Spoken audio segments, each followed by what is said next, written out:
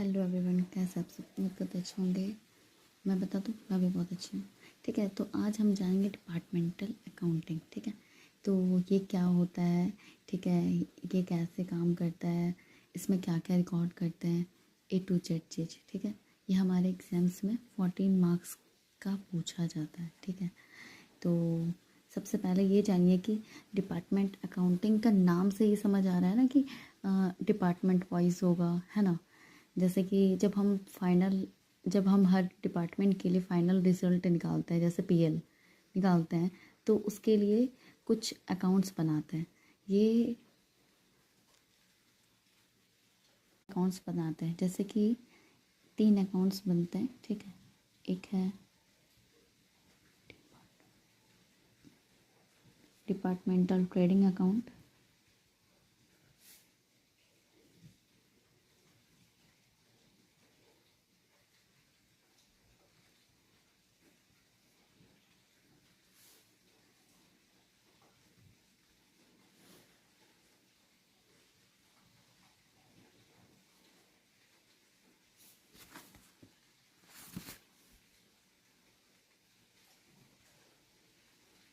ठीक है। तो सबसे पहले ये जानते हैं डिपार्टमेंटल ट्रेडिंग अकाउंट में क्या होता है। जैसे नाम से ही आपको समझ आ रहा है, ट्रेडिंग।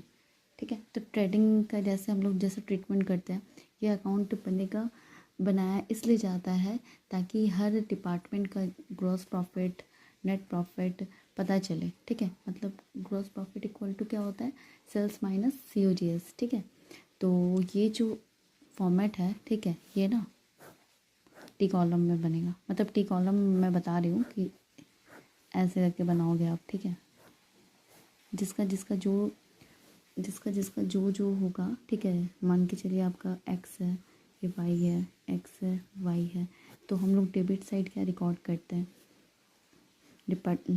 ट्रेडिंग अकाउंट में, डायरेक्ट एक्सपेंस रिकॉर्ड करते हैं, और इधर क्रेडिट साइड में क्या करते हैं, डायरेक्ट इनकम रिकॉर्ड करते हैं। तो जैसे डायरेक्ट एक्सपेंस में हमारा क्या क्या आ जाता है, परचेज, वेजेस, स्टार्टिंग में ओपनिंग स्टॉक, हाँ, उसके बाद कैरेज इनवर्ड, है ना। उसके बाद डायरेक्ट एक्सपेंस में हम लोग क्या क्या रिकॉर्ड करते हैं, जैसे सेल्स हो गया। ठीक है, उसके बाद क्लोजिंग स्टॉक, है ना।